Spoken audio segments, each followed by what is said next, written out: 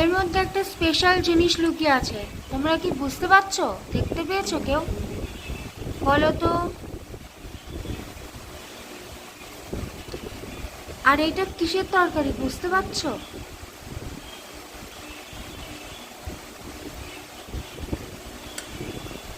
এটা হলো চিংড়ি মাছ দিয়ে মোচার ঘন্ট, যেটা আমার ভীষণ প্রিয়। তোমাদের কার কার প্রিয় অবশ্যই কমেন্টে জানিও। এখানে একদম কুচো চিংড়ির থেকে একটু বড় সাইজের চিংড়ি আছে, চিংড়িগুলো দেখাও। আলু দিয়ে ঘি গরম মশলা দিয়ে চিংড়ি মাছ দিয়ে করা হয়েছে। এগুলো আমার মায়ের হাতের রান্না। তোমরা যারা রেসিপিটা জানতে চাও অবশ্যই কমেন্টে জানিও, তো পুরো ফুল ভিডিওটা আমার মা ইউটিউবে নিয়ে আসবে।